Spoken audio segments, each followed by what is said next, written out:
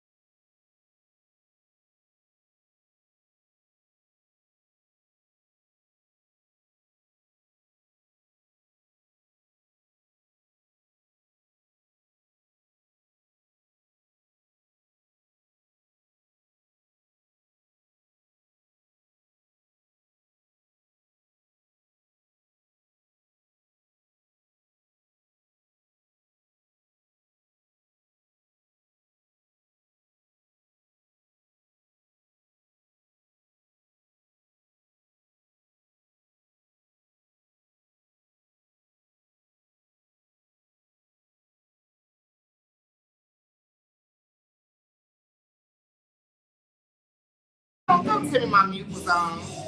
It might was. It was on!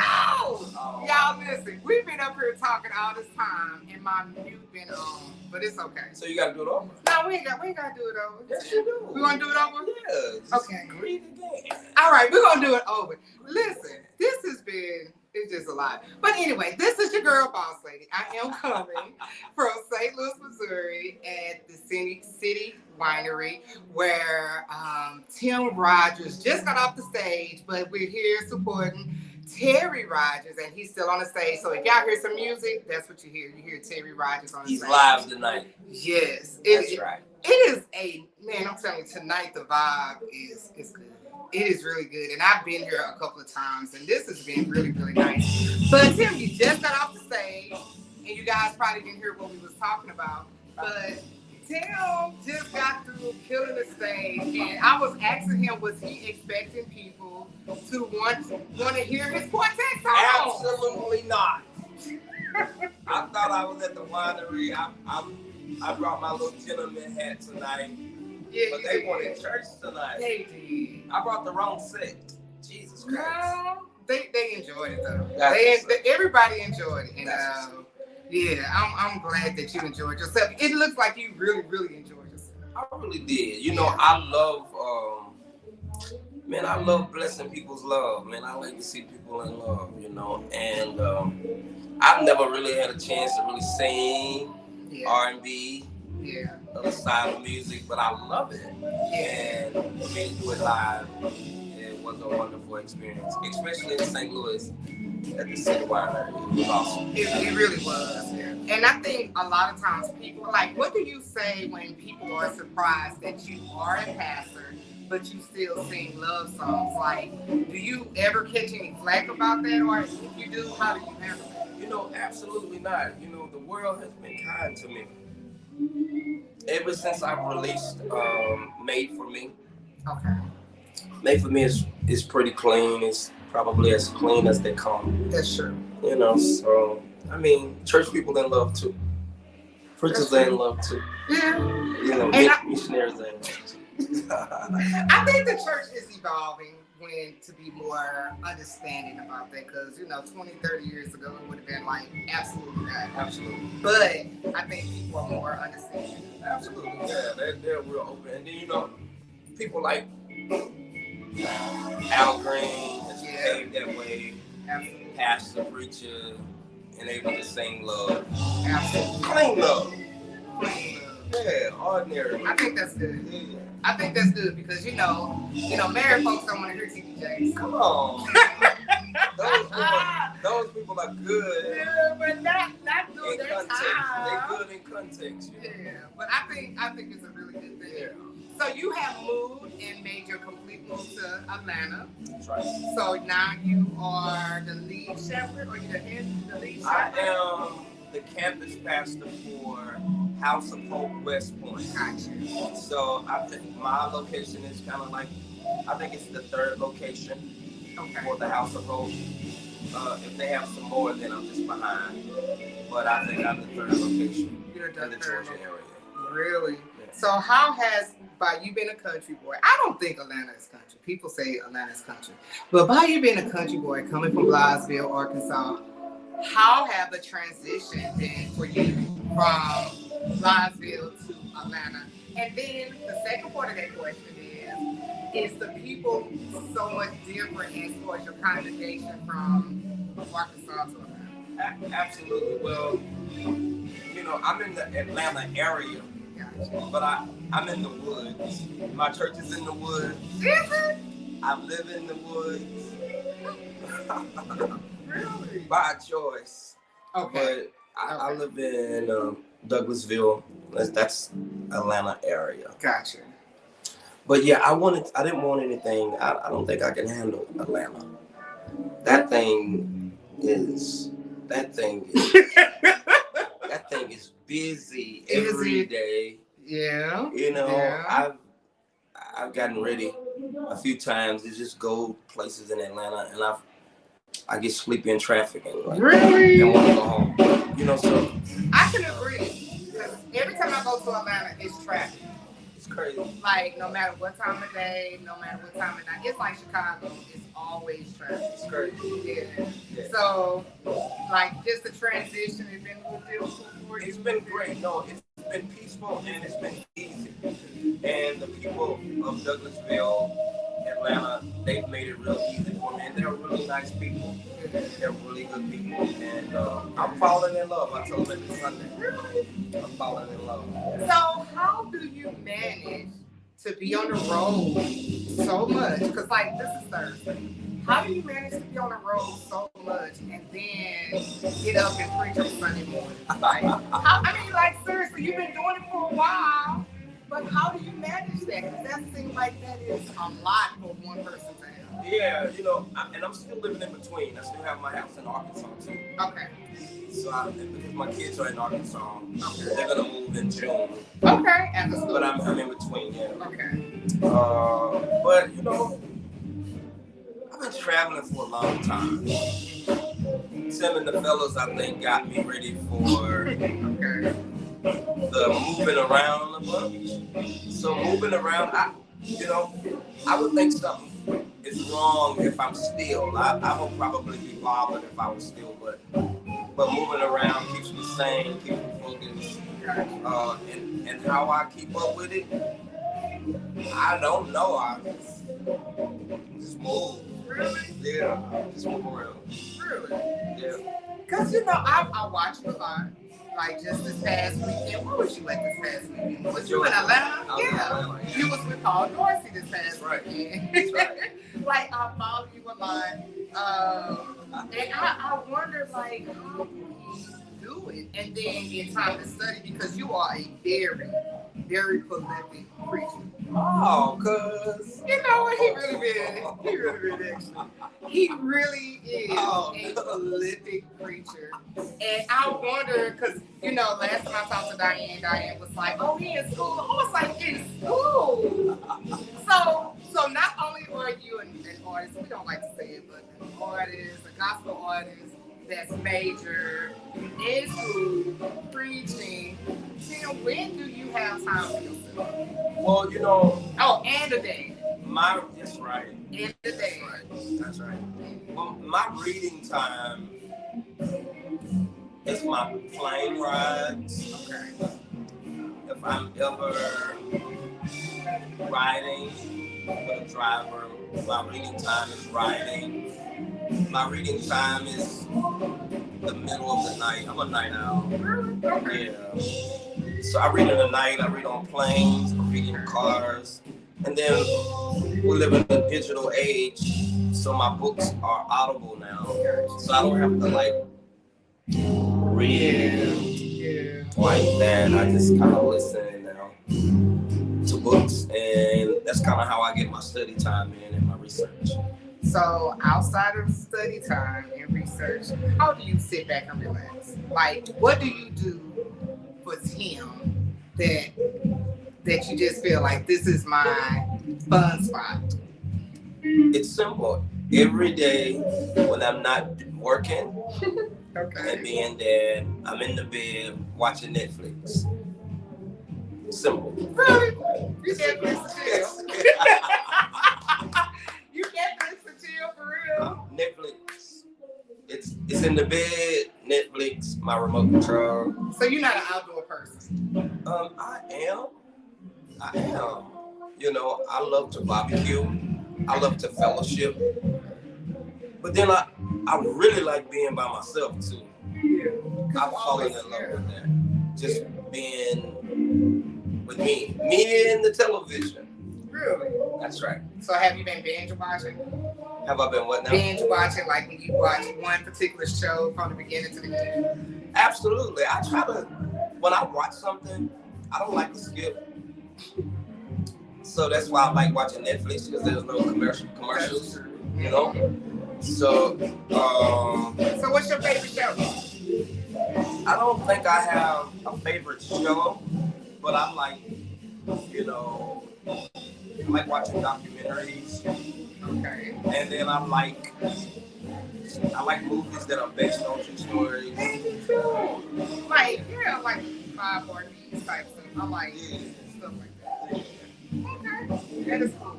That's cool. Because, you know, I think so many people are intrigued by it. Tim is so, don't think he's so hard. But no, I think people are so intrigued by it. To the point where it's like when I hear you preach, like I will see you on your live with you and your mother, and it's like 700 people. Wow.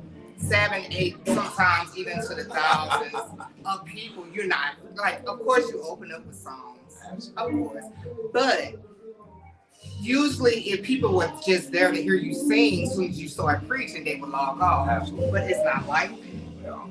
So do you ever feel the pressure every week when you see all of these people on your live? Like, I wish I could get 700 people. Like, that's it's coming, cuz. It's coming, baby. I thank you. I receive it. But, you know, like to see you sit there and you come with a profound word every week.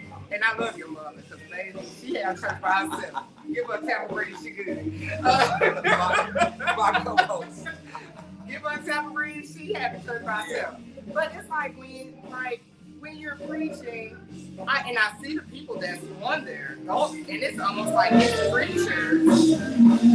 It's like preachers that's listening from you know, listening and gleaming from you. Yeah. Do you? I know people don't like to say, "Oh, I'm a bishop" or anything, but how do you feel? I mean, to me, it seemed like it would be a lot of pressure. But it seemed like you handling it well. Yeah. Do you ever feel like the pressure of today's time, especially how the church is? Tell them we're doing the interview. Yeah, so, like, do you ever feel the pressure of today's society where it comes from, like, how people feel about church? Do you ever feel like the pressure of knowing that so many people look up to you? Because people really do, a lot of people look up to you too. You don't think so? Well, I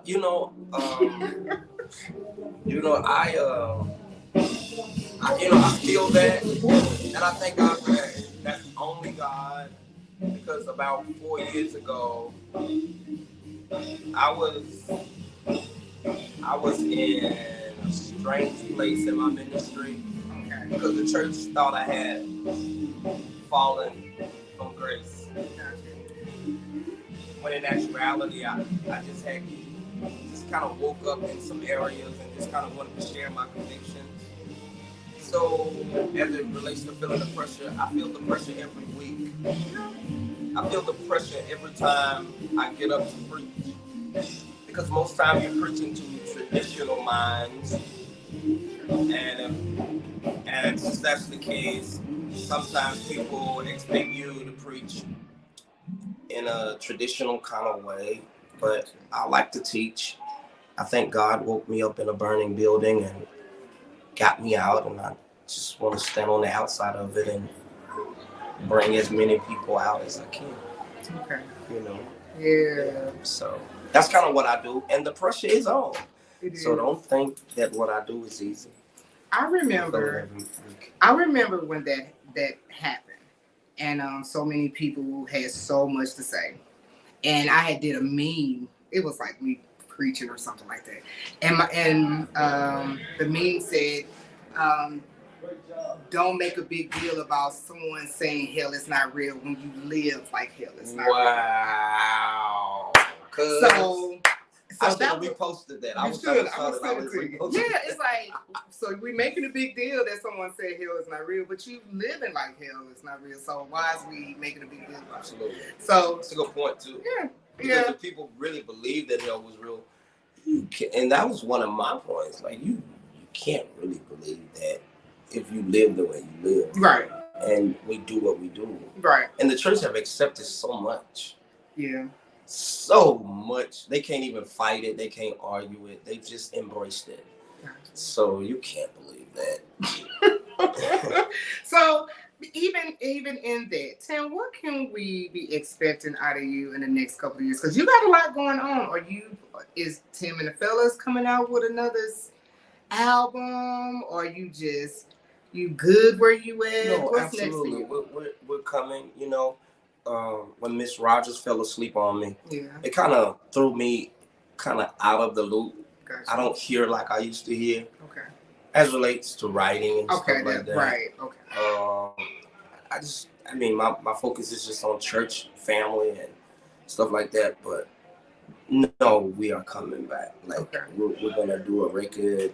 I actually just did a record on a compilation CD with Jacqueline Carr and her father. Whoa! So that record should be out next month. So, really? And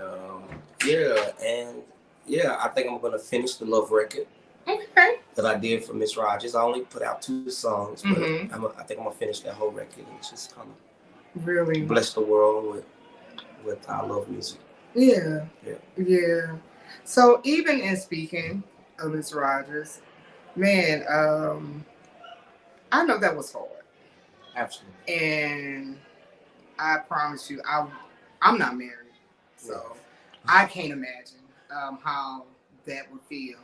But I know so many people that are in ministry, and they're trying to go on with life, and they're having heartbreak. And it might not even be the death of a loved one, but just life. Because when I went through a divorce, my divorce felt like death. A lot of people that get divorced, that's what they tell me. Yeah. Like it feels like death. And it is. But how do you minister, or how do you help someone that's possibly have to go down a path? Because this is not nothing voluntarily. It's just thrown in your lap. How do you minister, or how do you help people that's going possibly through the same thing that you're going through? Or how are you dealing with it? Like, are you, because it's still kind of fresh. Well, thank God that I had experienced the top of my awakening. Okay. So I had become aware of a lot of things. Like a lot of things stayed on my mind. Okay. Nature stayed on my mind. Okay. Life stayed on my mind. So like my peace comes from the will of God. And that just simply means that there are just certain things in life that you have absolutely no control of. Right. And if it's your lot, it's your lot. You just, I mean, I just ask God to. It's not easy. It's not easy at all. I just find my peace in knowing that if this is God's will, I can't control it. If I could, I would, absolutely. Yeah. But yeah, I find my peace in the will of God, and I would tell anybody that's having to go through anything, whether it's mother, father, sister, brother, husband, wife, and the peace is going to be in God's will, you know. And when it's in God's will, that means you have absolutely nothing to do with it. Wow. You know? Yeah. Yeah. Yeah. And I think, I guess us on the outside, you know, sometimes we just nosy. Yeah. You know, like, yeah, how Tim and the girls doing, you know. Because, you know, I think even in that, you know, sometimes people just don't know how to keep their boundaries, you know, especially when you're dealing with something like that is public, but is yet private. No, I thank God for all of you. I thank God for all of my supporters. Like, that stuff is a part of your, you know, it's a part of holding you up. I thank God for all of my supporters. Man, that's awesome. All of them. I thank God for their concern. I thank God for their love. Even my babies give me a lot of peace. When I see my babies smiling, when I see my babies carrying on with life, you know, we talk all the time. But when I see them at peace, you know. Now, how old is your oldest and your youngest? Because you got quite a few girls. Tiani is 10. That's my baby. And Tamara is 26. Good gracious. 26. Yep. And Trey is 29. Yeah. My son is 28, 29. 26 to 10, 29 to 10. Yeah. You got to be everything all the time. Absolutely. It's okay, though. And they make it easy for me. Yeah. You know, my girls they remind me of me. Do they? Growing up. Really? Because my mom gave me a lot of room.